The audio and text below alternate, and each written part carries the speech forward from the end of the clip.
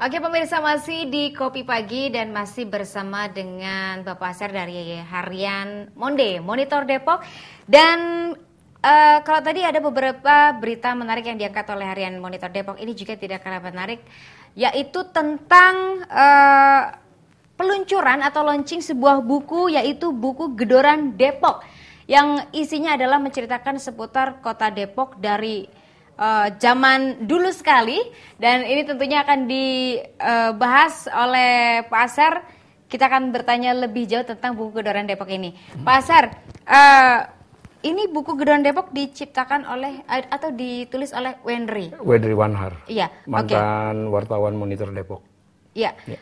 Oh, dari Monitor Depok juga. Ya. Oke. Nah, Pak Asher bisa diceritakan awalnya kenapa Wendri mengangkat buku Gedoran Depok dan seperti apa prosesnya, dan mungkin ada tujuan atau pesan yang ingin disampaikan kepada masyarakat? Awalnya ini dalam suatu pembicaraan di dalam redaksi pada saat itu. Ternyata dari pembicaraan mengenai keberadaan yang disebut orang-orang Belanda Depok ini menarik perhatian dia. Dia mulai menelusuri. Terutama dia berjalan dari keberadaan lembaga Cornelis Kestelen atau LCC. Kenapa LCC dibentuk? Apa itu LCC isinya? Nah, di situ dia mulai cari ya. Mulai cari. Dia begitu dia mengetahui bahwa LCC itu adalah suatu lembaga di mana anggotanya itu orang-orang yang disebut Belanda Depok itu tadi.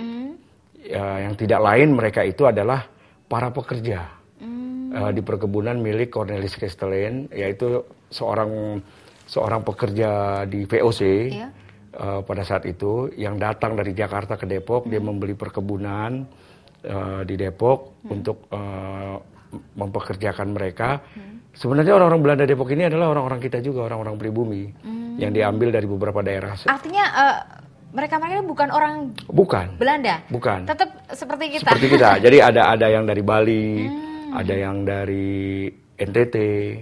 Itu semua ada di sini, dibawa oleh Cornelis Kestelen itu.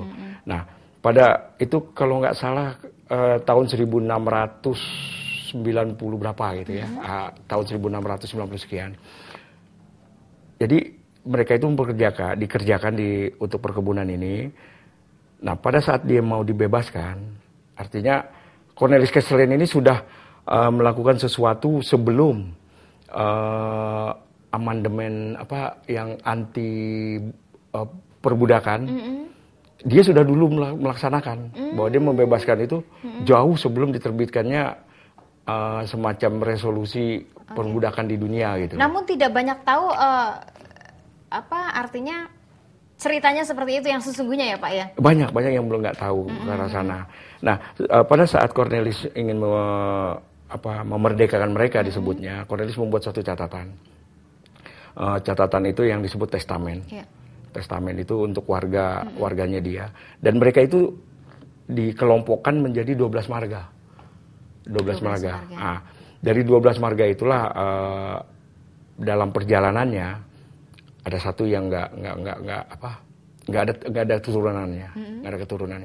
Nah, setelah Cornelis wafat, itu mereka membentuk suatu pemerintahan sendiri.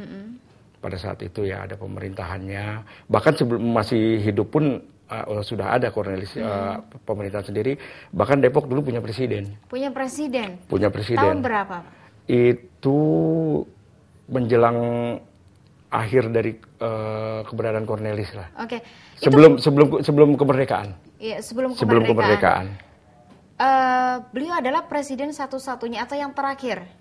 Presiden terakhir di Depok, yaitu. Artinya sebelum itu Pak Jonathan namanya? Namanya Jonathan. Dari satu marga itu. Jonathan. Sebelum Jonathan artinya sudah ada presiden-presiden sebelumnya? Belum ada. Artinya Jonathan itu satu-satunya. Yang terakhir juga. Dulu lengkap, ada menteri agrarianya, ada menteri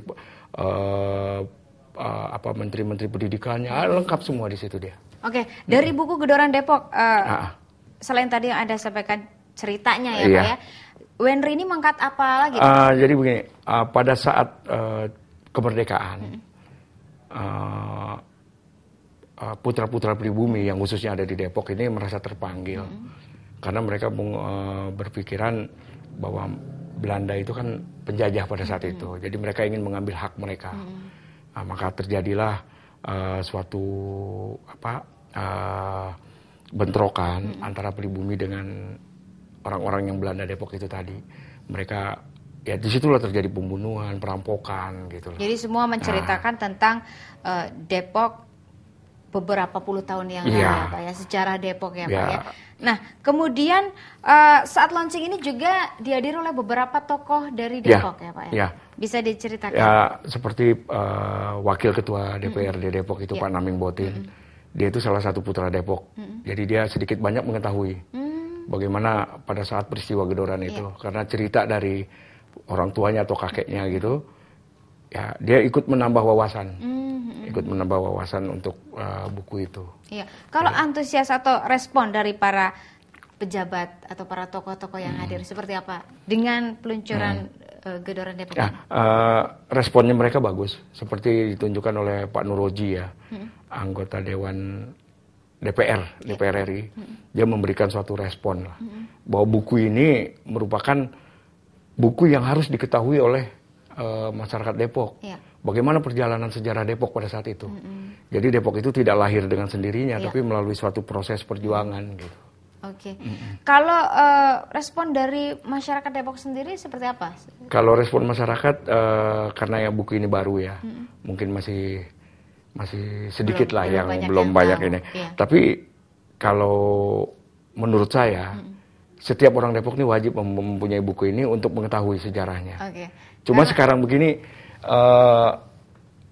yang diperlukan kan legalitasnya. Ya, betul. Legalitas dari perjalanan sejarah itu ya.